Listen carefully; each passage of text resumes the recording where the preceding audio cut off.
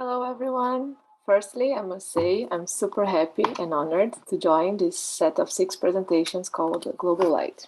When Martin and Cheryl invited me to share my local line with you, I understood they were interested in the many years I lived in the lands you can see in your screen that is located 250 kilometers out of Rio de Janeiro. It was a decision to spend the minimum time in the concrete jungle of Rio and build a home in the rural area where we could raise our kids without really needing to explain causality.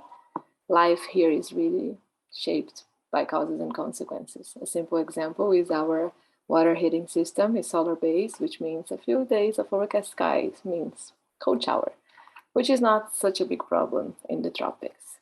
Anyway, we had a huge land that we had the opportunity to live in. And the first challenge was to decide where in this land. So we studied the topography, the wind, life existing before us, the water, and of course the light. And once we chose this area, we started shaping this home. And in this process, we really wanted to learn from nature. We wanted to be changed. We wanted to live in connection with the land and the landscape. And we did our best to integrate ourselves in this place. We did our very best designing how we would look at the views and how light would get inside our house. We welcome the morning sun in the summer to hit our living room from southeast. Just like you see in the top picture, the sun is rising. That's the east. And it's getting in the house through the openings that face south. And you can see it hitting the living room. And the interesting time tracking is between the two images on the left.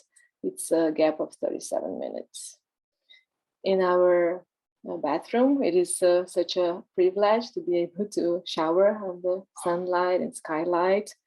And it's really a privilege to be able to see the meeting of these warm, colored light from the sun meeting the cold colored light from the sky in the white surfaces of this room. And we also meet new phenomena all the time, and light phenomena also. So this was a very awkward day when the sun was at around 2 p.m., so quite high in angle, but suddenly the colors, they were very like sunset. First, I was fascinated, but then it was very scary when we realized that the filter changing the color of the light was actually smoke from fire in the woods in the very dry season. That was quite an extreme example of nature speaking to us and communicating through light. This is our home mirroring the lightscape. This is a typical picture of the very dark interior we had during the 3 years we spent off-grid when we had no electricity, just a few solar power table lamps. Then artificial light arrived. And we decided to keep the levels of light very low inside because we wanted to be able to see through the windows. We wanted to see the sun setting in that corner where we decided to place the kitchen with so many windows facing the west. And the low light levels inside, they also allow us to see the moon through the windows and be invited to go out and spend our nighttime with natural light. We often take moon walks, like full moon walks, just us, sometimes with the horses in the moonlight. And the day when my 8-year-old boy, when we were in this huge open land and it was a full moon, and he turned to me and he said, "Mom, the moonlight is so strong tonight that we can see everything. We see all the shapes. We even see shadows. It's just like daylight, but with no colors." And listening to my boy's personal, perceptual-based description of scotopic vision made me realize we were indeed allowing ourselves to learn from nature.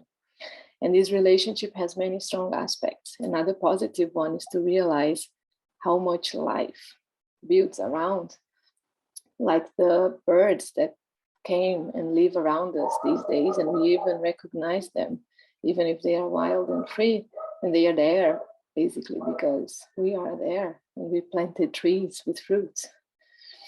And being able to realize how our lives actually shapes the environment around us is a lesson much better learned by experience than by books.